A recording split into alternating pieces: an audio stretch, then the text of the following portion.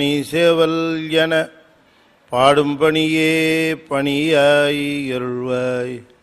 தேடும் கயமா முகனை செருவில் சாடும் தனி யானை சகோ. திருச்சிற்றம்பலம். வேத நெறிதடைத்தோங்க மிகு சைவத்துறை விளங்க பூதபரம்பரை பொலிய புனிதவாய் மலர்ந்தெழுத செய்தவள வயற்புகலி திருஞான சம்பந்தர் பாதமர தலை கொண்டு திருத்தொண்டு பரவுவாம். திருச்சிற்றம்பலம். அண்டசராசரங்களுக்கெல்லாம் அதிபதியாக விளங்கக்கூடிய முருகப்பெருமானுடைய ஒப்பற்ற கருணையினாலே அருள்மிகு கமலவிநாயகர் சத்சங்கமும் புரசை திருநெறி கழகமும் இணைந்து மிகச்சிறப்பாக ஏற்பாடு செய்திருக்கக்கூடிய இந்த திருஞான சம்பந்த பெருமானுடைய திருப்பாசுர தொடர் சொற்பொழிவிலே 2ஆம் நாளான இன்று பெருமான் அருளி செய்த பாசுரத்தினுடைய 2வது பாடலை சிந்திப்பதற்கு திருவருள் கூட்டியிருக்கிறது. நம்முடைய வாழ்விலே வினைகளினாலே வருகின்ற துன்பங்களை நீக்கிக் கொள்வதற்குரிய சிறந்த உபாயமாக சிவபெருமானால் அதிர்ஷ்டிக்கப்பெற்று சிவமாகவே இங்கு வாழ்ந்த நம்முடைய திருஞான சம்பந்த சுவாமிகள் அருளி செய்த பதிகங்கள் விளங்குகின்றன. அவர் தம்முடைய முதல் பதிகத்திலேயே இந்த செய்தியை மிக தெளிவாக விளக்கி சொல்லியிருக்கிறார். ஒரு நெறிய மனம் வைத்துணர் ஞான சம்பந்தன் உரை செய்த திருநெறிய தமிழ் வல்லவர் தொல்வினை தீர்தல் எளிதாமே. அதில் ரொம்ப நம்முடைய திருஞான சம்பந்த பெருமான் ரொம்ப நுட்பமாக சொன்னார். ஒரு நெறிய மனம் வைத்துணர் ஞான சம்பந்தன் உரை செய்த ஒரு நெறிய மனம் அப்படின்னா எப்போ நினைவு தெரிஞ்சதோ அன்னையிலிருந்து சிவனை தவிர வேறு எவரையும் வழிபடாத நிலை தான் ஒரு நெறிய மனம். சிவபெருமானே முழு முதற் பொருள், சிவனன்றி தெய்வம் இல்லை. மித்ததெல்லாம் சிவனாலே அதிர்ஷ்டிக்கப்பெற்று சிவனாலே ஏவல் கொள்ளுமாறு அமைக்கப்பெற்ற கடவுளர் தான். அந்த ஒரு நெறிய மனம் வைத்துணர் ஞானசம்பந்தன் உரை செய்த திருநெறிய தமிழ் சொன்னவர். அப்படியா? திருநெறிய தமிழ் என்ன சொன்னாரு?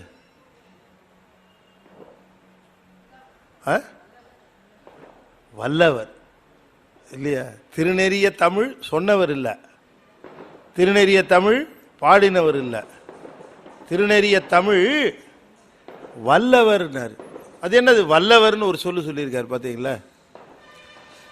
தோளுடைய செவியன்னு முதல் பதிகம் பாடினார, அந்த முதல் பதிகத்தினுடைய திருக்கடை காப்பு என்று சொல்லப்பெறுகிற பாட்டு. திருஞான சம்பந்த பெருமானுடைய பதிகத்திலேயே ரொம்ப சிறப்பான செய்திகளோடு இருக்கக்கூடிய அந்த நிறைவு பாடல் இருக்க, அதுக்கு திருக்கடை காப்புன்னு பேர். கடைக்காப்புன்னா தாழ்பாள்னு அர்த்தம். அந்த பதிகத்தை தாழிடுகிறார். அப்போ நிறைவு செய்கின்ற பொழுது அந்த கடைக்காப்பு, அந்த காலத்துல எல்லாம் திருஞான சம்பந்தர் பாட்டை கடைக்காப்புன்னு தான் சொல்லுவாங்க. திருக்கடைக்காப்பு, ஒரு திருக்கடைக்காப்பு, ஒரு தேவாரம், ஒரு திருப்பாட்டு பாடிட்டு வந்தேன் அப்படின்னா என்ன அர்த்தம்? ஒரு திருஞான சம்பந்தர் பாட்டு, ஒரு திருநாவுக்கரசர் பாட்டு, ஒரு சுந்தரமூர்த்தி சுவாமி பாட்டு வந்தேன்னு அர்த்தம். அடங்கல் முறையை சொல்லுகிற பொழுது சொல்லுவார்கள், ஒரு கடைக்காப்பு, ஒரு தேவாரம், ஒரு திருப்பாட்டு. தேவாரம்னா அப்பர் சுவாமிகள் பாடினது மட்டும்தான் தேவாரம்னு அந்த காலத்தில். அப்புறம்தான் நாலாவட்டத்தில் மூவர் பாடியதும் தேவாரமாகவே கொள்ளப்பட்டது. அப்போ திருநெறிய தமிழ் வல்லவர் அப்படின்னார். அப்போ வல்லவருங்கிறதுக்கு ஒரு பொருள் இருக்கணுமா இல்லையா? அந்த சொல்லுக்கு வல்லவர் என்று சொன்னால் அந்த சொல்லை, அந்த பாடலை பாடுகிற பொழுதே தன்னுடைய மனதை சிவத்திடம் லயிக்க வைக்க வல்லவர். பாடலை சொல்லுகிற பொழுதே மனம் சிவபெருமானிடம் லயிக்கும்படியாக அது வைக்கிறதுக்கு ஒரு வல்லமை வேணுமில்ல? மனம் நழுவிக்கிட்டே இருக்குமே இல்லையா? நாக்கு பாட்டு சொல்லிட்டு தான் இருக்கோம், ஆனால் மனசு எங்கெங்கேயோ போயிட்டு வந்துக்கிட்டு அது வாடு திரிஞ்சிக்கிட்டு இருக்கோம். அப்புறம் நெஞ்சே நீ வா அப்படின்னு கூப்பிடணும். நீ வான்னு கூப்பிட்றதுலேருந்தே தெரியுது அது வேற எங்கேயோ இருக்குது, நம்ம எங்கேயோ இருக்கிறோன்னு அர்த்தம். நீ வா அப்படின்னு கூப்பிடணும். அப்படி அந்த நெஞ்சமும் கருத்தும் உள்ளமும் சிந்தனையும் எல்லாம் ஒன்றா கலந்து நின்று சொல்ல வல்லவர் தொல்வினை தீர்தல் எளிதாமேனார். அவருடைய வினை நீங்கி போகும், துன்பங்கள் நீங்கி போகும்னு உத்தரவாதம் தரார் திருஞான சம்பந்தர் மாதிரி உத்தரவாதம் தரத்துக்கு ஒருத்தர் கிடையாது. நீ பாடுனா இது போகும், இது நீ ஓதினால் உனக்கு துன்பம் நீங்கும், இல்லைன்னா என்னன்னு என்ன கேளு நீ அப்படிங்கிறார். அவ்வளவு உறுதியாக சொல்லுகிறார். அவருடைய பாடல்கள் சில சமயம் பார்த்தால் அவர் ஏதோ கேள்வி கேட்டு அவர் பதில் சொன்னது போல அந்த பாடல்கள் அமைந்திருக்கும். திருஞான சம்பந்தரை பார்த்து அப்போ கேட்டிருப்பாங்க போல இருக்கு, சுவாமி நீங்கள் இவ்வளோ பாட்டு பாடுறீங்க, தமிழ் பாட்டு பாடுறீங்க, நீங்கள் ஒரு மொழியில் மட்டும்தான் பாடணுமா, வேறு மொழியில் பாடக்கூடாதா, தமிழில் மட்டும் பாடுறீங்களே, சரி இந்த பாடல்களையெல்லாம் இவ்வளவு சரளமாக பாடுகிறீர்களே, இத்தனை பாடல்களும் எப்படி நீங்கள் பாடுறீங்க, பாடுகிற பொழுது தங்கு தடை இல்லாமல் பாடுகிறீங்களே, எப்படி பாடுறீங்க அப்படின்னு இப்போ இந்த காலத்து ரிப்போர்ட்டர்லாம் போய் கேட்பாங்கல்ல பேட்டிங்கிற பேரில், அதுபோல் யாரோ கேட்டிருப்பாங்க போல இருக்கு. அதுக்கு தகுந்த மாதிரி பதில் சொல்கிறார். ஏப்பா என்னப்பா முதல் கேள்வி கேட்ட, இந்த பாடல்கள்லாம் எதுக்கு பாடுறீங்க அப்படின்னு கேட்குறேன், இவ்வளோ பாட்டு எதுக்கு பாடுறீங்கன்னு கேட்குறேன். சொல்கிறாரு, வரப்போகிற காலம் ரொம்ப மோசமாக இருக்க போகுது பாடினார். எப்போ சொன்னார்? 7ஆம் நூற்றாண்டில் சொல்லிட்டார். 1500 வருஷங்களுக்கு முன்பாகவே சொல்லிட்டார். வரப்போகிற காலம் ரொம்ப மோசமாக இருக்க போகுதுப்பா. அப்போ எல்லாம் பெரியவங்க நின்றுக்கிட்டே வருவாங்க, சின்னவங்க உட்காந்துக்கிட்டே வருவாங்க பஸ்ஸில், அப்படி தெரிஞ்சிருக்கு அவருக்கு, தெரிஞ்சிருக்கு வரப்போகிற காலம் ரொம்ப மோசமாக இருக்கும்பா அப்படின்ட்டு.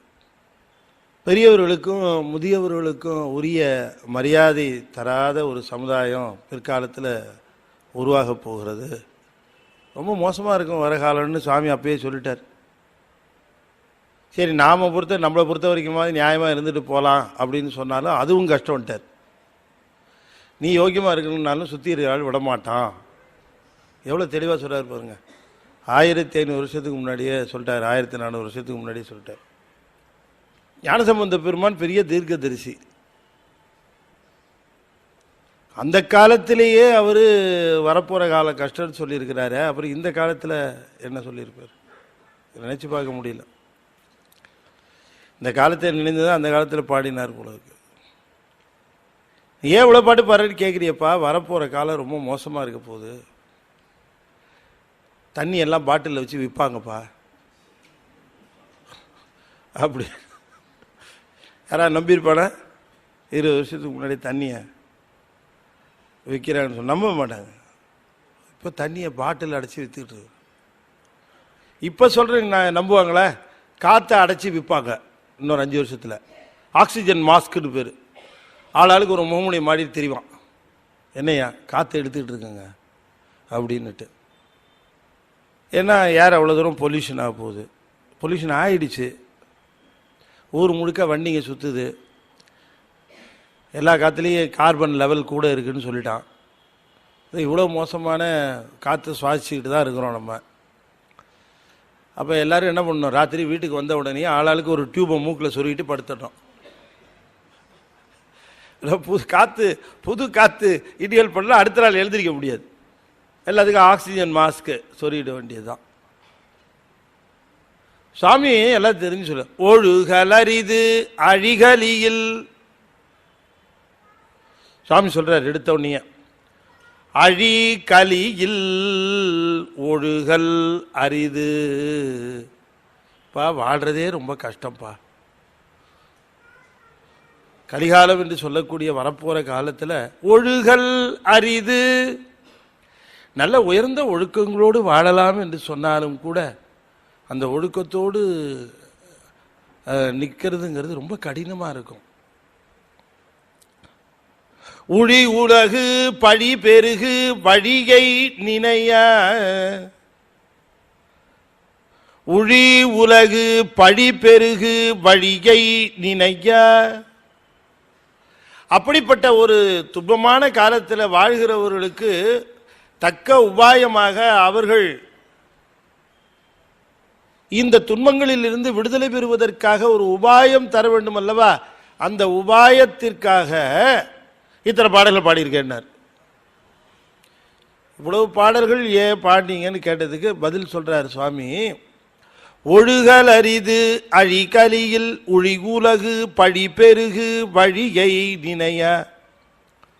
முழுதுடலில் எழுமயிர்கள் தழுவு புனி குழுவினோடு கெழுவு சிவனை தொழுதுலகில் இழுகுமலம் அழியும் வகை கழுவும் முறை கழுமல நகர். பழுதிலிரை எழுது மொழி தமிழ் விரகன் வழிமொழிகள் மொழி தகையவே. இந்த ழகரத்தை வச்சு இந்த பாட்டு முழுக்க செய்திருக்கிறார். குழந்தைங்களுக்கு திக்குவாயாக இருக்குது, சரியாக பேச்சு வரல, திக்கி திக்கி பேசுதுங்க, கொரண்டு கொண்டு பேசுதுங்க, மாறி மாறி பேசுதுங்கன்னா இந்த பதிகத்தை பாட சொல்லணும். குழந்தைங்களுக்கு மட்டும் இல்லை, பெரியவங்களுக்கு கூட. ஒரு ஃப்ளோவாக இல்லை, சொல்ல முடியல, பேச முடியல, இந்த பதிகத்தை தினம் பாடுனா போதும். அவ்வளோ சிறப்பாக நாக்கை மடித்து மடித்து மடித்து ழகரம் சொல்லுகிற பொழுது நாக்கு மடித்து மடித்து எழுந்திரிக்கும். ழான்னு சொல்லும்போது நாக்கு ஃபுல்லாக மடிஞ்சு உள்ளே போகும். இதில் பாருங்கள் எத்தனை ழகரம் போட்டிருக்காரு தெரியுங்களா? 17 ழானா இருக்குது. ஒரு ழானாவுக்கே தகராறு. ஒழுகல் அரிது அழிகலியில் உடியுலகு பழிபெருகு வழியை நினைய. வரப்போகிற காலத்தில் ரொம்ப துன்பங்கள் அதிகமாக இருக்கும். அப்படிப்பட்ட நேரத்தில் எப்படி வாழ்வது என்று சொன்னால் அதற்கு சிறந்த வழி ஒன்றே ஒன்று தான் இருக்குது. என்னென்னா, சிவனை கெட்டியமாக பிடிச்சிக்கணும். சிவபெருமானை கெட்டியமாக பிடித்து கொள்ள வேண்டும். சிவனை தொழுவதை தவிர வேறு வழி கிடையாது. கெழுவு சிவனை தொழுது உலகில் இழுகு மலம் அழியும் வகை. நம்முடைய துன்பங்களை தரக்கூடிய இந்த வினைகளையும் மற்றவற்றையும் நீக்கிக் கொள்ளக்கூடிய மிகச்சிறந்த உபாயமாக திகழப்போவது. திருஞான சம்பந்தர் என்ன கேள்வி கேட்டாங்க? சுவாமி, நீங்கள் எத்தனை பாட்டு பாடுறீங்கன்னு கேட்டாங்க. அதுக்கு சொன்னார், அப்பா, சிவபெருமான தொழுவதுதான் கலிகாலத்தில் மிகச்சிறந்த வழியாக இருக்கும். துன்பங்கள்லேருந்து விடுபடுவதற்கு வேற உபாயம் கிடையாதுப்பா. முழுமுதற் பொருளாக விளங்கக்கூடிய பெருமானாக இருக்கக்கூடிய சிவனை தொழுவதுதான் சிறந்த வழி. அப்படி சொல்லுகிறார் ரோமச முனிவர் என்கிற ஒருவர். அப்படித்தான் இந்த சீர்காழி என்கிற இந்த திருத்தலத்தில் அவருடைய உடல் முழுவதும் முடி இருக்குமா, இந்த கரடி போல. முழுதுடலில் எழுமயிர்கள் தழுவு முனி குழுவினோடு கெழுவு சிவனை. அவர் வழிபட்ட திருத்தலம் இந்த திருக்கழுமலம்னு சொல்ல வருகிறார். அப்படிப்பட்ட திருக்கழுமலம் என்று சொல்லக்கூடிய இந்த திருத்தலத்தில் இருந்து சொல்லுகிறப்பா, நீ நல்ல கவனமாக கேளு. சிவபெருமானை வழிபாடு செய்வதை தவிர வேறு சிறந்த வழிபாடு. சாமி, நீங்கள் சிவனை வழிபாடு செய்வது தான் சிறந்த வழின்னு சொன்னீங்க. சரி, சந்தோஷம். எப்படி வழிபாடு செய்வது, எப்படி செய்யணும்?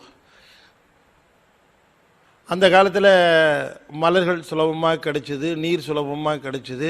வழிபாடு என்பது ரொம்ப ஒரு உயரிய நோக்கத்திற்கு செய்யப்படுவதாக இருந்தது. நாமே போகலாம், நந்தவனத்தில் மலர்கள் பறிக்கலாம், தொடுக்கலாம், சுவாமிக்கு இடலாம். இப்போ என்ன பண்ணுறது? இப்போ மலர் இப்போ நம்ம போய் தேடி போய் வாங்க முடியுமா? யாராவது பறித்து கொண்டு வந்திருக்கிற அந்த மலர்களை அப்படி தொடுத்து வச்சிருக்கிற அந்த சரத்தை தான் நம்ம வாங்க வேண்டியிருக்கு. சிவனை தொழுது உலகில்னாரு. அப்போ சிவபெருமானை இந்த உலகத்திலே தொழுவது தான் சிறந்த உபாயம்னு சொன்னீங்க ஐயா. அதை வழிபடுவதற்கான வழிமுறைகள் என்னன்னு நீங்கள் சொல்லுங்க ஐயா அப்படின்னு கேட்டாங்க. அடுத்த கேள்வி, நாங்கள் மலருக்கு நீருக்கு இதுக்கெல்லாம் இந்த கலிகாலத்தில் ரொம்ப கஷ்டப்படணும் போல இருக்குது. யாரோ பறித்து, யாரோ தொடுத்து, யாரோ விற்கிற அந்த பூவை தான் வாங்க வேண்டியிருக்கும். பறிக்கிறவங்க சிவசிந்தனையில் பறிச்சிருப்பாங்களான்னு தெரியல, தொடுக்கும்போது சிவசிந்தனையில் தொடுத்திருப்பாங்களான்னு தெரியல. எப்படி அது? அதனால் நாமே மலர் பறித்து அதை இடக்கூடிய சூழ்நிலை இல்லாமல் இருக்கலாம், நீர் அதுவும் ப்ராப்ளமாக இருக்கலாம். சாமி அப்போ வழிபாடு செய்வதற்கு அந்த காலத்தில் என்ன வழி? அவர் சொல்கிறார், சாமி சொல்கிறார், வழிபாடு என்பது வேற ஒன்றும் இல்லைப்பா, நீ சிவனை தொழுவதற்காகவே யாம் உரை செய்கிறோம், பாடலை பாடுகிறோம். தெளிவாக சொல்லிட்டார். அப்போ வழிபாட்டுக்காக அருளி செய்யப்பட்டவைதான் அடியேன் சொன்ன பாடல்கள். அதை கிளியராக சொல்கிறார். இத்தனை பாடல்கள் யாம் பாடுவதற்கு காரணம், சிவனை தொழுதுதான் நம்முடைய வினைகளை அழித்து கொள்ள முடியும். ஒருத்தர் ஃபோனில் கேட்டார், என்ன ஐயா, வினைகள் என்பது பயனை தரக்கூடியது, அந்த வினைகள் நாம் செய்த வினையினுடைய பயன், அந்த பயன் நமக்கு வந்து சேரும், அது உரிய காலத்தில் வந்து சேரும். அப்படி உரிய காலத்திலே உரிய முறையில் வந்து சேருவதற்கு தான் நமக்கு தத்துவங்களில் காலமும் நியதியும் இருக்குது அப்படின்னு நீங்கள் சொல்லியிருக்கீங்க ஒரு இடத்துல அப்படின்னாரு. உண்மைதாங்க அப்படின்னேன். நியதிங்கிற தத்துவம் நாம் எதை அனுபவிக்கணும் அப்படிங்கிறதுக்கு, காலங்கிற தத்துவம் அதை எத்தனை நாள் அனுபவிக்கணும் அப்படிங்கிறதுக்கு, இப்படி ரெண்டு இருக்க. அப்படி அனுபவிக்க வேண்டியது காலம் எல்லாமே வைத்த பிறகு திருமுறைகளை பாடுவதனால என்னங்க ஐயா பயன் வந்துட போகுது அப்படின்னு கேட்டார். சரியா?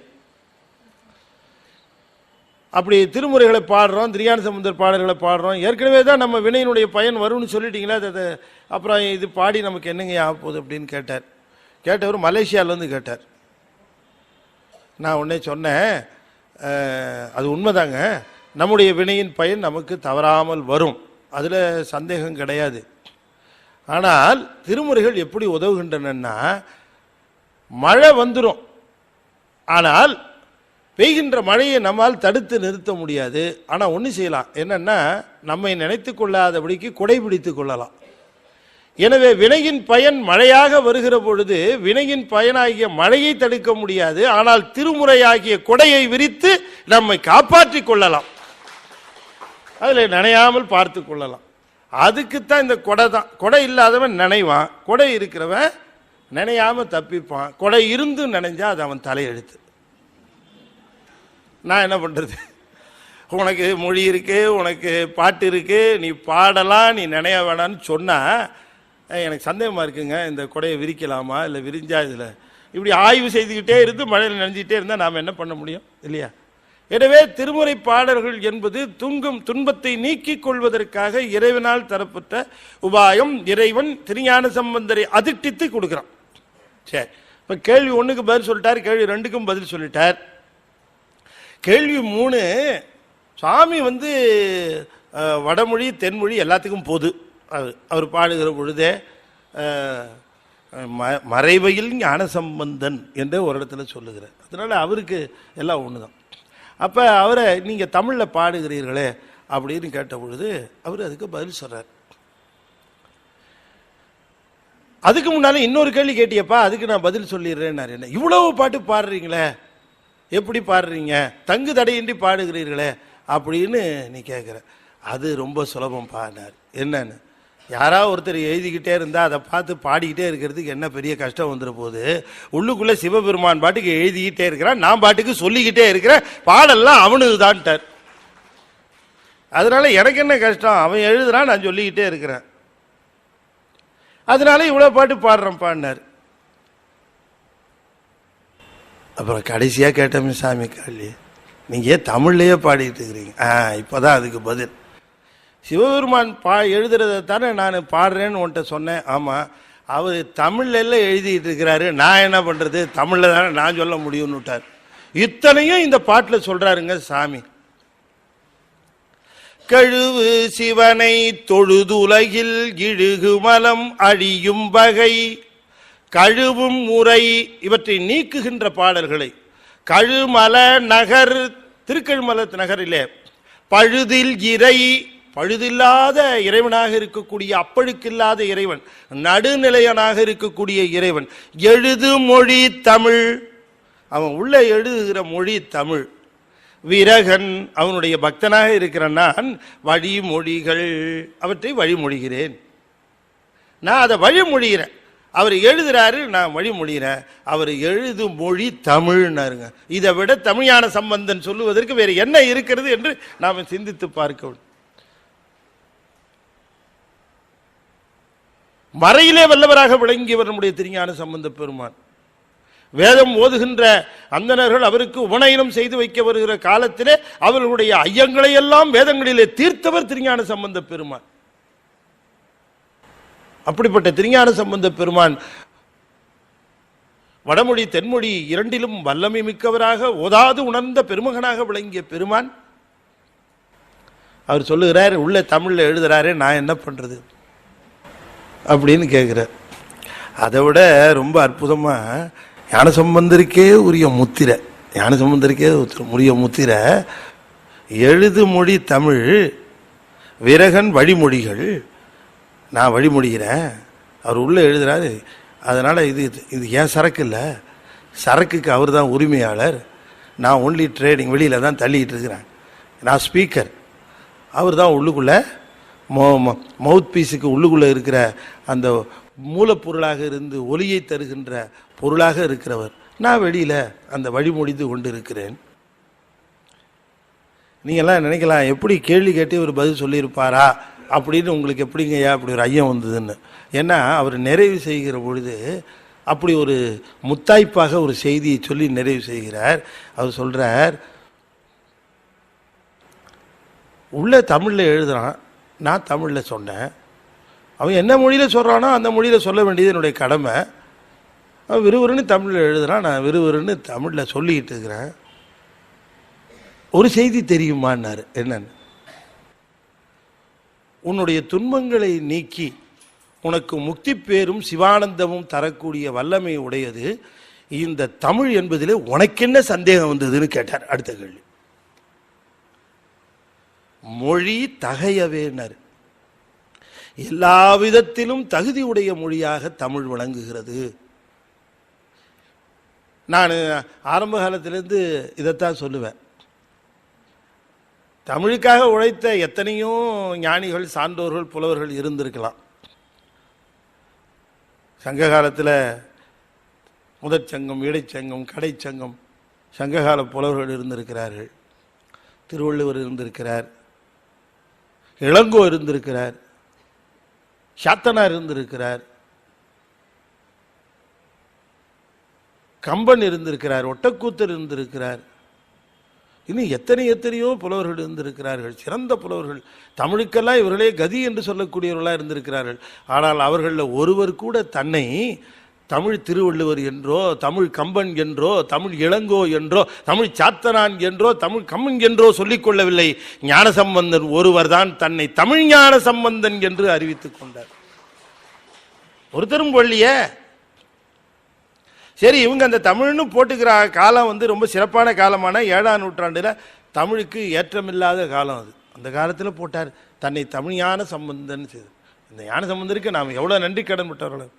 அத்தனை கோயிலையும் மீட்டு கொடுத்தார், நமக்கு எல்லா கோயிலையும் மீட்டு கொடுத்தார். எதுக்கு? எல்லா தூண்லையும் நீயே துண்ணூரை கொட்டி வச்சு எண்ணெயை தடவு அப்படின்னுட்டு எல்லா திருக்கோயிலையும் நமக்கு மீட்டு கொடுத்துட்டார் இல்லையா? அதை தவறாமல் செஞ்சிடறோம் இல்லையா? நம்ம திருக்கோயிலுக்கு போனால் சாமி கும்பிட்றோமோ இல்லையோ, திருநீரை எல்லா தூண்லையும் அந்த திருநீரை கொட்டி வச்சுருவோம். ஒரு கோயிலுக்கு போன சிவாச்சாரியரே சொன்னார், ஐயா நாங்கள் சொல்லி கேட்கல, கொஞ்சம் சொற்பொழிவில் நீங்களாவது சொல்லுங்க ஐயா. ஒருத்தர் அந்த திருநீரை இந்த தூணில் கொட்டுறதை விட மாட்டேங்கிறாங்க. அதுவும்லாம் எண்ணெயை போட்டு எண்ணெயெல்லாம் எல்லா சோத்துலேயே தடவி விட்டுட்டு போயிட்டுருக்குறாங்க ஐயா அப்படின்னுட்டு சொல்கிறார். அதை விட என்ன சிறப்பு, அந்த எண்ணெயை எடுத்து அந்த பின்னையெல்லாம் அந்த பால் கொடுத்தா நான் கணக்கு போட்டு போவாங்க. அந்த அம்மா வீட்டு வாசலில் செவுத்துலேயே ஒரு அடையாளம் போட்டு போவாங்க. அது மாதிரி கோயில் செவுத்துலையெல்லாம் இந்த எண்ணெய் அடையாளம். அப்போ நம்முடைய திருக்கோயில்களை நமக்கு மீட்டு தந்த திருஞான சம்பந்த பெருமான் அரிய பெரிய அற்புதமான இந்த பாடல்களை எல்லாம் நமக்கு தந்தது. இவற்றை நாம் ஓதி நலன் பெற வேண்டும் என்பதற்காக, நாம நலம் பெறணுங்கிறதுக்காக பாடின பாடல்கள் இவைகளெல்லாம். பாடுனா நலம் நிச்சயம், சத்தியம், இதில் சந்தேகத்துக்கே இடம் இல்லை. ஏன்னா அவரே சொல்லுகிறாரு, ஆணை நமதேங்கிறார், இது எம்முடைய ஆணை என்று சொல்லுகிறார். ஆணை சொல்றதுக்கே அவரை தவிர வேற யாரும் இல்லை, அவர் உறுதியிட்டு சொல்லுகிறார். இவர் ஆணையிடுவதற்கு உரியவர் என்று காட்டுவதற்காகத்தான் அவர் ஒருவருக்குத்தான் சிவிகை கொடுத்தார், அவர் ஒருவருக்குத்தான் முத்து சின்னங்கள் கொடுத்தார்.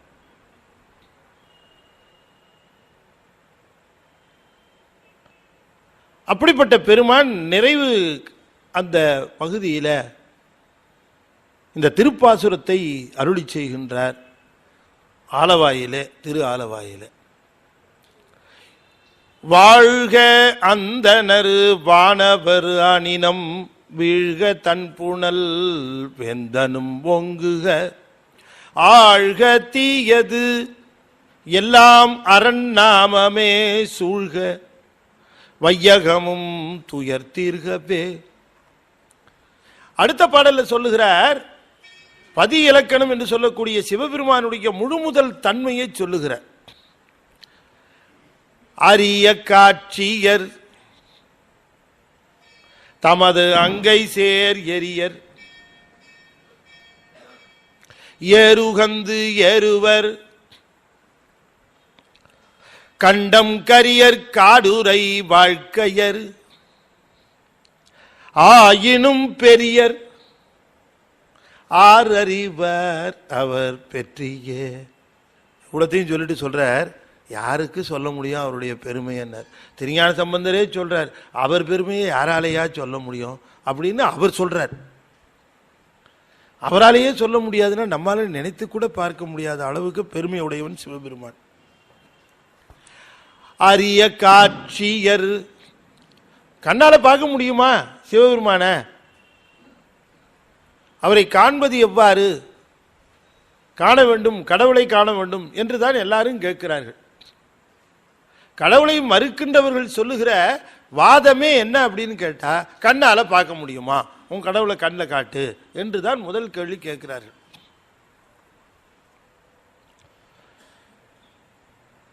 அதுக்கு சொல்றாரு சாமி, அரிய காட்சியர்.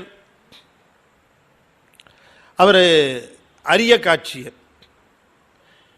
அரிய காட்சியர்னு சொன்னாரே தவிர காட்சிக்கு அரியர்னு சொல்லல. இப்படி மாத்தி போட்டா அர்த்தம் வேற இல்லையா? அடியார்களை பற்றி சொல்லுகிற பொழுது சேக்கிழார் பெருமான் ஓடும் செம்பொன்னும் ஒக்கவே நோக்கவா இல்லையா, கேடும் ஆக்கமும் கெட்ட திருவினார். அவர்களுடைய தன்மை என்னன்னாரு, ஓடும் செம்பொனும் ஒக்கவே நோக்குவார்.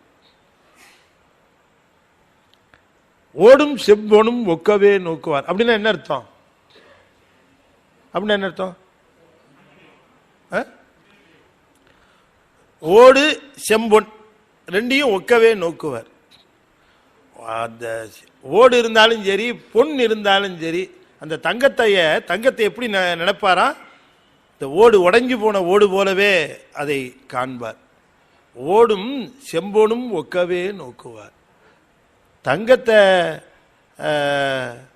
எப்படி பார்ப்பாங்கன்னா, அவருக்கு ஓடு மாதிரி தான் இருக்கும். அவருக்கு ஓட்டை கண்டால் என்ன மதிப்போ அதுதான் தங்கத்தையும்.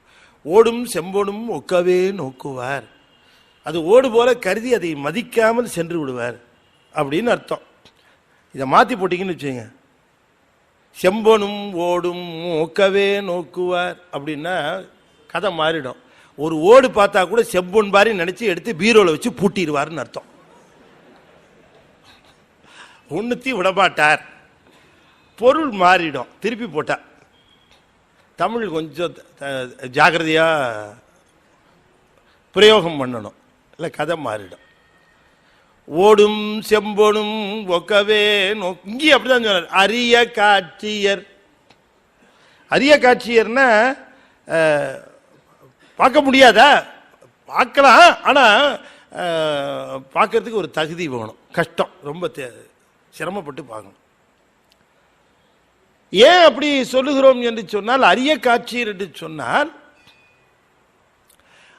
அப்படியே இந்த கருத்தை எடுத்து 6வது சூத்திரமா போட்டார் சிவஞான போதத்தில்.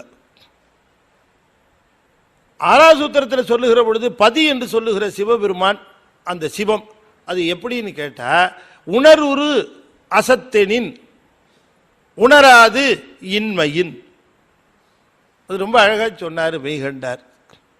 உணர்வுரு அசத்தெனின், அது என்ன பண்ணு, எண்ணின முன்னால போட்டுக்கணும். உணர்வுரு எனின் அசத்து, உணராது எனின் என்ன ஆகும்? இன்மை. கண்ணால காண முடியும் அப்படின்னு சொல்லிட்டா கண்ணால காண முடியும், காதால கேட்க முடியும்னு சொல்லிட்டா அந்த பொருள் நிலைத்த பொருள் அல்ல. எதெல்லாம் கண்ணால காணுகிறோமோ, எதெல்லாம் காதால கேட்கிறோமோ, எதையெல்லாம் நாம டச் பண்ணி ஃபீல் பண்றோமோ அதெல்லாம் நிலைத்த பொருள் அல்ல. அது அழிந்து விடுகின்றன. நாம பார்த்துக்கிட்டே இருக்கிறோம். நம்ம கண்ணில் பார்க்குற பொருளுக்கெல்லாம் அழிவு உண்டு. அப்ப இறைவனையும் கண்ணால பார்த்தா என்ன நிலைமை ஆகும்னா அதுவும் நிலைத்த பொருள் அல்லன்னு ஆயிடும். அது ரொம்ப தெளிவாக சொல்லுகிறார்கள். இந்த உலகத்திலே நம்முடைய கண்களை கொண்டு மட்டுமல்ல, நம்முடைய 5 பொருள்களை கொண்டு உணர்கின்ற பொருள்கள் நிலைத்த பொருள்கள் அல்ல. இதுதான் சைவ சித்தாந்தத்தில் அடிப்படை கருத்து. எதை பார்க்குறியோ, எதை கேட்குறியோ, எதை ஃபீல் பண்ணுறியோ, எதை சுவைக்கிறியோ எதுவுமே நிரந்தரம் இல்லை. அவைகளெல்லாம் மாறிக்கொண்டே இருக்கும். எனவே உணர்வுரு எனின் அசத்து, உன்னுடைய கருவிகரணங்களினால் நீ உணர்ந்தால் அவைகளெல்லாம் அழியும் பொருள்கள். அப்ப சிவபெருமானை கண்ணால பார்த்தாலோ காதால கேட்டாலோ போச்சு, அது அசத்து, அது ஒரு நாள் அழிவுக்குரியதாக ஆகிவிடும். உணராது என்பேன், அது அடுத்த கேள்வி வருது. அப்ப உணரவே முடியாது அப்படின்னு ஒரு நிலைமை வருமானால் அது சூனியம், இன்மையாயிடும். இல்லாத பொருளை சொல்லிக்கிட்டே இருக்கிறோம். அப்ப இது ரெண்டுக்கு இடையில ஒன்று இருதிறன் அல்லது சிவசத்தாம் அப்படின்னார். அப்ப அந்த அரிய காட்சியர் என்று சொல்லுகிறதுல என்ன சொல்லுகிறார் என்று சொன்னால், அப்பா சிவபெருமான் என்று சொல்லக்கூடிய மூலப்பொருளை காண முடியாது என்று சொன்னமே தவிர, எப்படி காண முடியாது என்று சொன்னால் உன்னுடைய கண்ணால் காண முடியாது, காதால கேட்க முடியாது, கருவிகரணங்களினாலே உணர முடியாது. அவற்றால் உணரப்படக்கூடிய பொருளாக இருக்குமானால் அது மாறிக்கொண்டே இருக்கக்கூடிய பொருளாக போய்விடும். சிவபெருமான் என்பது அப்படி மாறிக்கொண்டே இருக்கிற பொருள் அல்ல, நிலைத்த பொருள், சத்து பொருள். அது அப்படிப்பட்ட பொருளை உன்னுடைய கருவிகரணங்களினாலே காண முடியாது. அப்ப காணவே முடியாதான்னு இல்ல, காண முடியும். எப்படி என்று சொன்னால் பதிஞானத்தினாலே காண முடியும். புரியுதுங்களா உங்களுக்கு? பதிஞானத்தாலே காண முடியும். புரியலீங்களா ஐயா? சரி, இப்ப ஒரு உதாரணம் சொல்லுகிறார். யார் சொல்லுகிறார்னா நம்முடைய மணிவாசக பெருமான் சொல்லுகிறார். நான் அடிக்கடி சொல்லியிருக்கிறேன், இருந்தாலும் இங்கே புதியவர்கள்லாம் வந்திருக்கிறாங்க. சரவணன் ஐயா என்கிட்ட வரும்போதே சொன்னார், ஒரு கருத்தை சொன்னார், முதல் நாள் அன்றைக்கே சொன்னார். ஐயா நீங்கள் புதியவர்களும் நிறைய பேர் வருவாங்க, அவங்களுக்கும் பொதுவான கருத்துக்களை நீங்கள் சொல்லணுங்க ஐயா அப்படின்னு கேட்டார். அதனால் ஏற்கனவே சில கருத்துக்கள் சொல்லியிருந்தாலும் கூட அவற்றை மீண்டும் சொல்வதற்கு சொல்கிறதுக்கு காரணம் என்னன்னா, அந்த புதிதாக வந்தவர்கள் இதை தெரிந்து கொள்ளணுங்கிறதுக்காக. அதான், வேற ஒன்றும் இல்லை. ஆச்சா, சரி. இப்போ நாம் இந்த பொருளை பார்க்கிறோம். ஐயா இந்த பொருள் என்னங்க ஐயா? அந்த பொருள் அந்த ஐயாவை கேட்குறேன். தண்ணி பாட்டில். இதை எதை பார்த்து சொன்னீங்க? எதால் பார்த்தீங்க? கண்ணால் பார்த்தீங்க. சரி, இது என்னங்கய்யா? செல்ஃபோன். எதால் பார்த்தீங்க? கண்ணால் தான் பார்த்தேங்கிறது. இது என்னன்னு கேட்டேன். வாட்டர் பாட்டில்னார். எப்படி சொன்னீங்க? என்ன கண்ணால் பார்த்தேன் அப்படின்னார். இது என்னன்னு கேட்டேன். செல்ஃபோன்னார். எப்படி சொன்னீங்கன்னு கேட்டேன். கண்ணால் தான் பார்த்தேன் அப்படின்னார். ஐயா இப்போ ஒரே ஒரு சின்ன சமாச்சாரம். இங்கே இருக்கிற விளக்குகள்லாம் அணைஞ்சு போச்சு. எல்லாம் விளக்குகள்லாம் அணைஞ்சு போச்சு. இது என்னன்னு உங்களை கேட்குறேன், சொல்ல முடியுமா? இல்லை, இப்போ கண்ணு இருக்கு, பொருள் இருக்கு, சொல்ல வேண்டியது தானே? ஓ, இருட்டா வெளிச்சம் இல்லை, சொல்ல முடியாது. அப்போ அவர் என்ன சொல்றாரு? இருட்டா இருக்குங்க ஐயா, வெளிச்சம் இருக்காதே, நான் எப்படி சொல்றதுங்க? அப்ப இது என்னன்னு கேட்டேன். பாட்டில்னு சொன்னார். எப்படி சொன்னீங்கன்னு கேட்டேன். கண்ணால பார்த்தான்னு சொன்னேன்னாரு. அப்ப வெளிச்சம் துணை செய்ய கண்ணால பார்த்தேன்னு சொல்லி இருக்கணும். வெளிச்சம் துணை செஞ்சதை மறந்து போய் நானே கண்ணால பார்த்தேன்னு சொல்லிட்டாரு. அப்படித்தானே? அதுபோல இந்த உலகத்தில் அதை தெரிந்து கொண்டேன், இதை செய்தேன் என்று சொல்லிக் கொண்டிருக்கிறோம். திருவருள் துணை செய்ய இதை செய்தோம் என்பதை மறந்து விடுகிறோம்.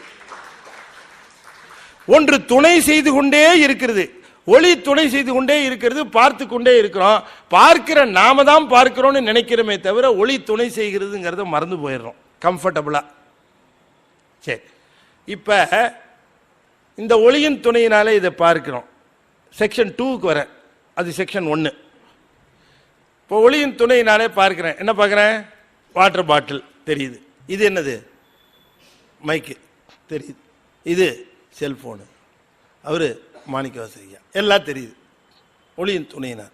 இப்ப இந்த விளக்கை பார்க்க வேண்டும். நல்லா கவனமாக கேட்கணும். இந்த பாட்டில் பார்த்தேன், இந்த மைக்கை பார்த்தேன், இந்த டேபிளை பார்த்தேன், இந்த விளக்கினுடைய ஒளி துணை செய்தது, பாட்டில் பார்த்தேன், இதை பார்த்தேன், எல்லாத்தையும் பார்த்தேன். இப்போ இந்த விளக்கை பார்க்கணும், எது துணை செய்யும்? இந்த பாட்டில் வச்சு பார்ப்பட, இந்த மைக்கை வச்சு பார்க்கணுமா? பார்க்க முடியுமா? முடியாது. இப்ப விளக்கின் ஒளி கொண்டு மற்ற பொருள்களை கண்டேன், ஆனால் விளக்கை காண்பதற்கு மற்ற பொருள்கள் துணை செய்யாது. விளக்கின் ஒளி கொண்டே விளக்கை காண வேண்டும்.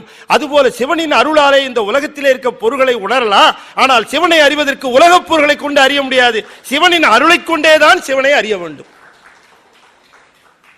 இதத்தான் மணிவாசகர் அவன் அருளாலே அவன் தாழ் வணங்கினார். அவன் அருளின் துணை கொண்டேதான் அவனை அறிய முடியும். அதனால உலகப் பொருள்களை கொண்டு இந்த கண்ணை வச்சுக்கிட்டு இந்த காதை வச்சுக்கிட்டு இவற்றை கொண்டு அறிய முடியாது. அவன் ஒரு கண் தருவான், அவன் அருளே கண்ணாக காணி நல்லால் இவன் இறைவன் இப்படியன் இவ்வண்ணத்தன் என்று எழுதி காண ஒட்டாதேன்னார். யாரு? அப்பர் சுவாமி. நீ இந்த கண்ணு அவன் நீ அன்பு உடையவனா ஆகிட்ட, ரொம்ப அன்புடையவனா ஆகிட்டேன்னா பார்க்கறதுக்கு தனியாக ஒரு கண்ணு தருவான். ஏன்னா இந்த நொல்ல கண்ணை கொடுத்ததே அவன் தானே. இந்த கண்ணை வச்சுக்கிட்டே இந்த படாத பாடு இல்லையா? எல்லாம் தெரியுது சார், எல்லாம் தெரியுது. வாத்தியார் ஒருத்தர் சொன்னார், டே இந்த சப்ஜெக்டில் இல்லைடா, எல்லாத்துலேயும் நான் புலிடா, எதை கேட்டாலும் பதில் சொல்லுவேன், தெரியுதா அவனுக்கு? என்ன சந்தேகம்னா கேளு அப்படின்னு. ஒரு பையன் எழுந்திரிச்சான், சார் நல்லா மஞ்சளாக மொச மொச மொசன்னு முடியா இருக்குது சார், முதுகில் 3 கருப்பு கோடு இருக்கும் சார், அது என்ன சார்னா?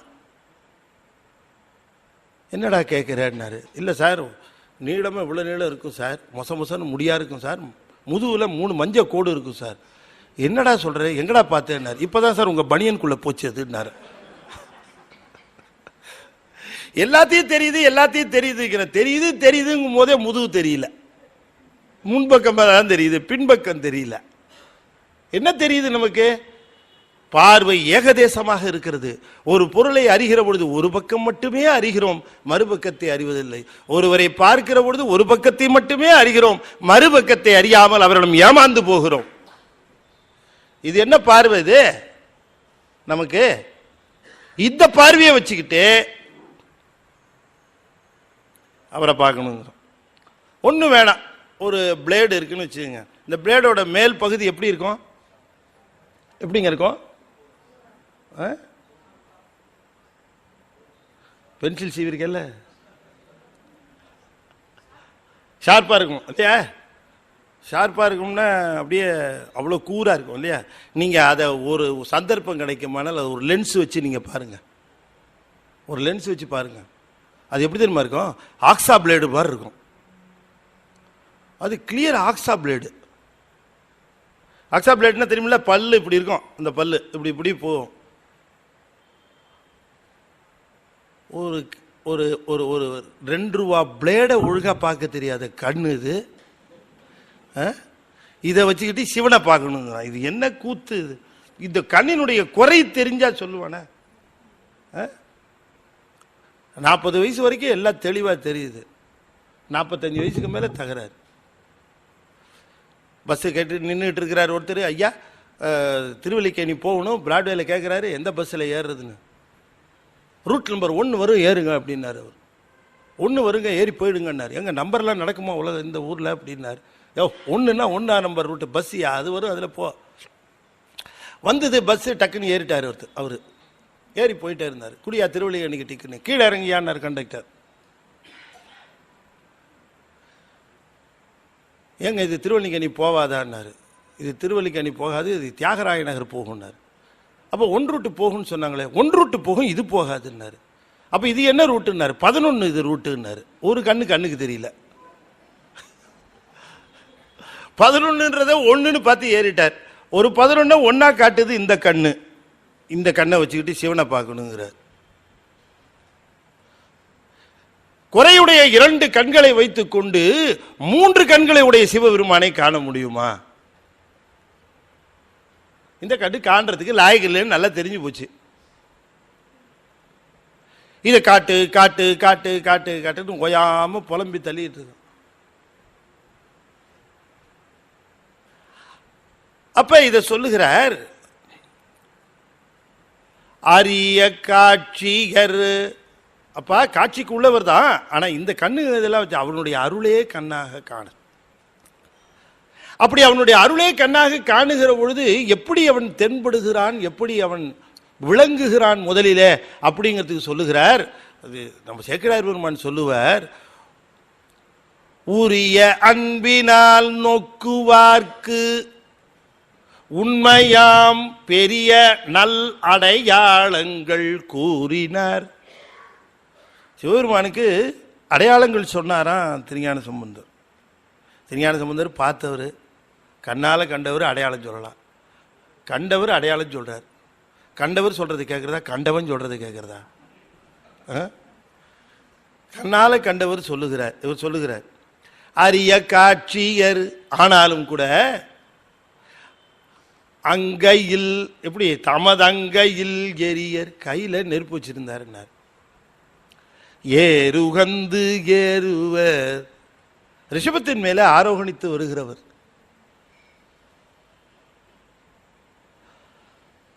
கண்டங்கரியர் காடுரை வாழ்க்கையர். அவருடைய அந்த தன்மைகள்லாம் அவர் காட்டுகிற அடையாளங்கள், ஞானிகளுக்கு காட்டி இருக்கிற அடையாளங்கள் இதுப்பா. உன்னால காண முடியாது, அந்த அருள் கண் கொண்டு தான் காண முடியும். அந்த கண்ணை அவனே கொடுப்பான், அந்த கண்ணை கொண்டு கண்டிருக்கிறாங்க. அப்படி அவர்கள் கண்ட காட்சி எப்படின்னு சொன்னா, கையிலே அனலுடையவனாக விளங்கி இருக்கிறான், சிரசிலே புடலுடையவனாக விளங்கி இருக்கிறான், கண்டம் கரியவனாக இருந்திருக்கிறான், ரிஷபத்தின் மேலே ஆரோகணித்து வந்திருக்கிறான். ஏன் அவ்வளவு தூரம் முறை? எனக்கே அப்படித்தான் தெரிஞ்சாரு. தோடுடைய செவியன் விடையேறி ஓர் தூவன் மதிசூடி காடுடைய சுடலை பொடிபூசி என் உள்ளங்கவர்கள்வன். அப்ப இந்த அடையாளங்களை எல்லாம் அவன் அருளி செய்திருக்கிறான். ஏன் அப்படின்னு சொன்னா, நிஷ்கல நிலை என்று சொல்லக்கூடிய உருவமற்ற நிலையிலிருந்து உருவமுடையவனாக வந்து இந்த வடிவத்தை காட்டி இருக்கிறான். ஏன் இவர்களுக்கு இந்த வடிவத்தை காட்டினான் என்று சொன்னால், இவர்கள் இந்த வடிவத்தை சொல்ல, இந்த வடிவத்தை காண முடியாதவர்கள் அதை சிற்பமாகவும் சித்திரமாகவும் எழுதி அனுபவிக்கட்டும் என்பதற்காக காட்டினான். அப்ப அவங்க பார்த்த காட்சியை நமக்கு சொன்னதைத்தான் நாம சிற்பமாகவும் சித்திரமாகவும் ஓவியமாகவும் நாம தீட்டி அவற்றை வழிபாடு செய்கிறோம்.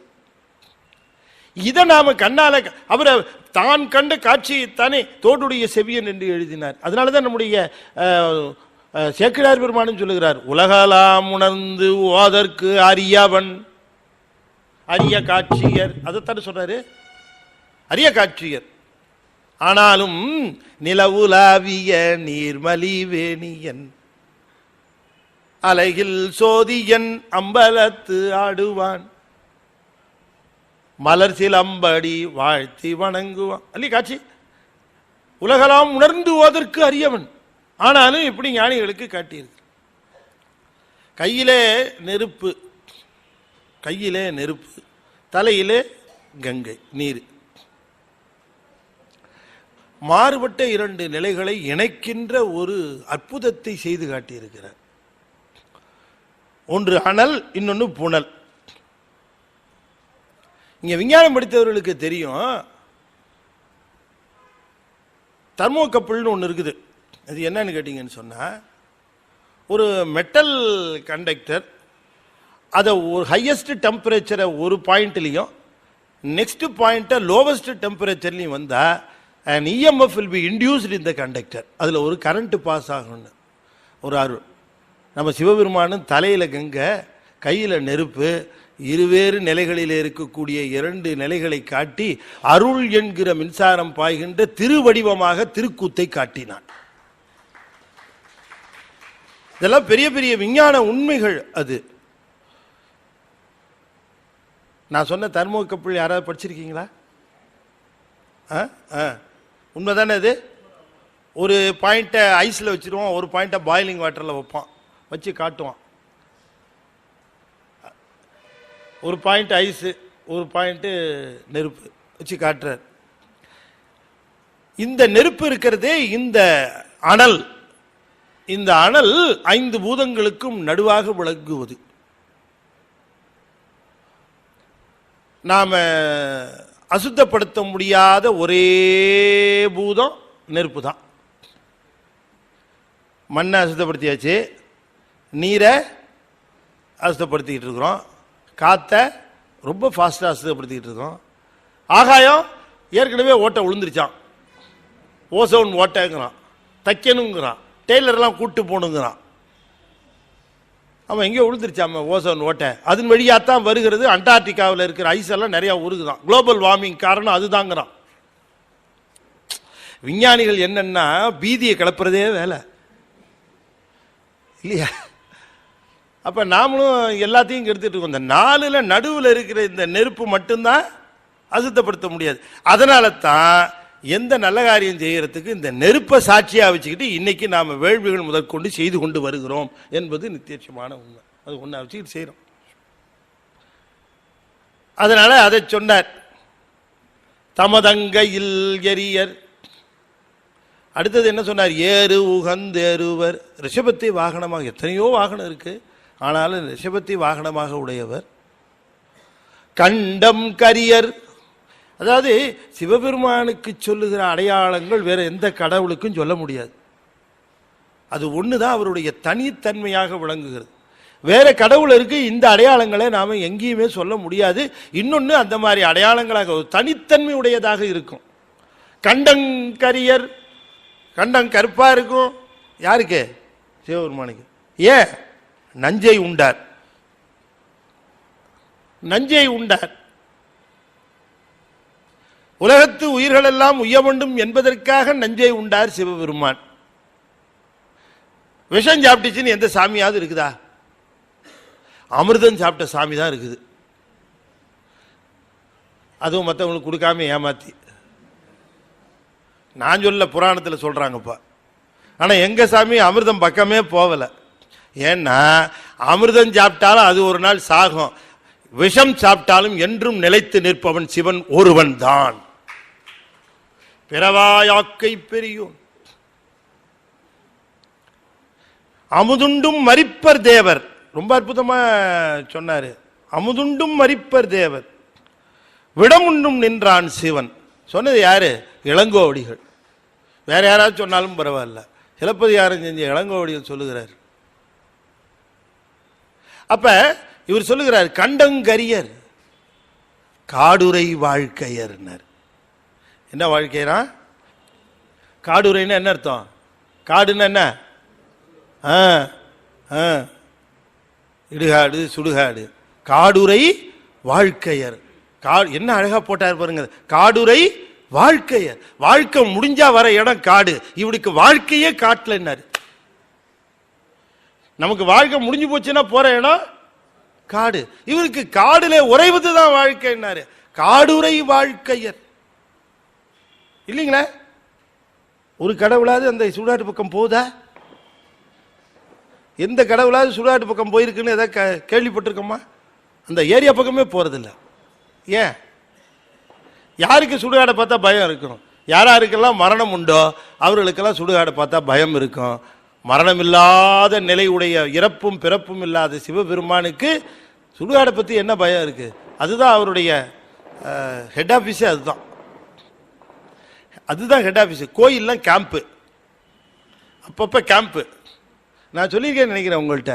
ஒருத்தர் கேட்டார், ஒரு இளைஞர் தான் கேட்டார், ஐயா கோயில் சுடுகாடுன்னு எழுதியிருக்கிறாரே நம்ம மணிவாசக பெருமான், அவர் அங்கே கோயிலில் போய் பார்க்கறதா சுடுகாட்டில் போய் பார்க்கறதா கேட்குறாரு. இளைஞரெல்லாம் இதிலெல்லாம் தெளிவாக இருக்கிறாங்க, கேள்வி கேட்கறதுல எல்லாம். கேட்டார், கோயிலில் போய் பார்க்கறதா சுடுகாட்டில் போய் பார்க்கறதா அப்படின்னு கேட்டார். நான் சொன்னேன், நீ கோயிலே போய் பாருப்பா, கோயிலில் போனால் அங்கே இருப்பார், அங்கே தான் பார்க்கணும். ஆனால் சுடுகாட்டில் இருக்காருன்னு ஏன் சொன்னால், எல்லா பயிலும் கோயிலுக்கு வரமாட்டான். கோயிலுக்கு வேணால் வரமாட்டேன்னு சொல்லுவானே தவிர சுடுகாட்டுக்கு வரமாட்டேன்னு எவனும் சொல்ல முடியாது. இந்த கோயிலுக்கு வராதெல்லாம் நான் அங்கே பார்த்துக்கிறேன்னு சொல்லி சுடுகாட்டில் இருக்கிறாரு. நீ இருக்கும்போதே கோயிலுக்கு போயிட, நீ ஏன் அங்கே போய் பார்க்க போற? கோயிலுக்கு போகிறவனுக்கு கவலை இல்லை, அங்கேயே போக மாட்டேன்னு வம்பு பண்ணிட்டு இருக்கான் பாரு. நீ இங்கே வரமாட்டேன்னு வேணா சொல்லலாம், அங்கே வரமாட்டேன்னு சொல்ல முடியுமா?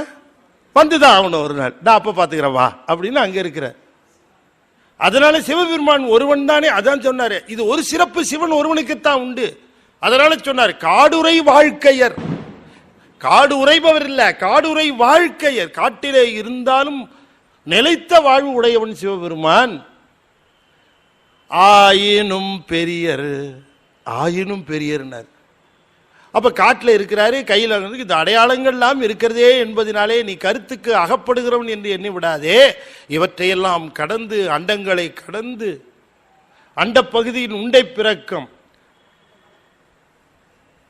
மணிவாசக பெருமான் திருவண்ட பகுதியில் தெளிவா சொல்லி இருக்கிறார். எத்தனையோ அண்டங்கள் இருக்கிறது, அத்தனை அண்டங்களும் அவனுடைய வடிவில ஒடுக்கம். அப்படிப்பட்ட பெரிய இந்த அண்டங்களையே தன்னுடைய உடம்பினுடைய உறுப்புகளாக கொண்டவன் சிவபெருமான்.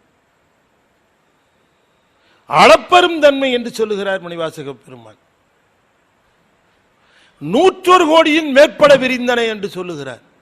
அத்தனையும் சிவபெருமானுடைய திருவுருள் முன்பாக துகள் போலதான் விளங்குகிறது. இல் நுழை கதிரின் அப்படித்தானே சொன்னாரு. அப்படிப்பட்ட உயர்ந்த நிலையாக விளங்குகிறவன் பெரியவன் இந்த சிவபெருமான். அவன் ஒருவனே பெரியவனாக விளங்குகிறான். ஆர் அறிவார் அவர் பெற்றியே. யாரால அவருடைய பெருமையை சொல்ல முடியும்? யாருக்கு சொல்ல? நான் சொன்னதெல்லாம் இந்த அடையாளங்களை அவர் காட்டுகிற முறையிலே சொன்னோம். ஆனால் இந்த அடையாளங்களை சொன்னதினாலே இந்த அடையாளங்களுக்கு உட்பட்டவர் என்று எண்ணி விடாதே. இவற்றையெல்லாம் கடந்து எல்லா அண்டங்களுக்கும் கடந்த நிலையிலே விளங்குகிறவன் சிவபெருமான். அப்படி எல்லா நிலைகளிலும் கடந்து விளங்குகின்ற, கடந்தும் விளங்குகின்ற நிலையிலே இருக்கிற அந்த சிவபெருமான் ஆர் அறிவார் அவர் பெற்றியே. அவருடைய தன்மையை யாரால அறிந்து கொள்ள முடியும் என்று கேட்கிறார் என்று சொல்லி இந்த அளவில் 2வது பாடலுக்கான விளக்கத்தை அடியேன் இன்றைய தினம் நிறைவு செய்யும் முகமாக 5 எழுத்தை 5 முறை ஓதுவேன். அன்பர்கள் தொடர்ந்து ஓத வேண்டும் என்று திருவடி பணிந்து வேண்டிக் கொள்கின்றேன். ஓம் நமச்சிவாய. ஓம் நமச்சிவாய. ஓம் நமச்சிவாய. ஓம் நமச்சிவாய. ஓம் நமச்சிவாய. திருச்சிற்றம்பலம். திருஞான சம்பந்தருடைய தமிழ் இருக்கிறதே, அது சிந்தையிலே தெளிவை தரும், மனதிலே தெளிவை தரும், நம்முடைய நாவிலே தெளிவை தரும். யார் ஒருவர் திருஞான சம்பந்தருடைய பாடல்களை கேட்கிறார்களோ, ஓத கேட்கிறார்களோ, பாடுகிறார்களோ, அவர்கள் அத்தனை பேருக்கும் வினைகள் நீங்கி போகும்னு திருஞான சம்பந்தர் சொல்லுகிறார். வினை நீங்கினால் துன்பம் நீங்கி போயிடும். நம்முடைய துன்பங்களையெல்லாம் நீக்கக்கூடிய மிகச்சிறந்த கருவியாக விளங்குவது திருஞான சம்பந்தருடைய பாடல்கள். எனவே நாம் தொடர்ந்து சிந்திக்க இருக்கிறோம். இன்றைக்கு 2வது பாடலை சிந்திச்சிருக்கிறோம். நாம் தொடர்ந்து மீதம் இன்னும் 10 பாடல்கள் இருக்கின்றன. இந்த 10 பாடல்களையும் வருகின்ற 10 நாட்களும் சிந்திக்க இருக்கிறோம். இந்த திருப்பாசுர விளக்கத்திற்கு வருகிற உங்கள் வாழ்விலே எல்லா வளமும் நலமும் சிவபெருமான் கூட்டுவான். உங்களுக்கு திருஞான சம்பந்த பெருமானுடைய குருவருளும் ஆடல் வல்லானுடைய திருவருளும் நிறைந்து விளங்குவதாக என்று சொல்லி இந்த அளவிலே நிறைவு செய்கின்றேன். தென்னாடுடைய சிவனையே போற்றி. வெற்றிவேல் முருகனுக்கு. திருச்சிற்றம்பலம்.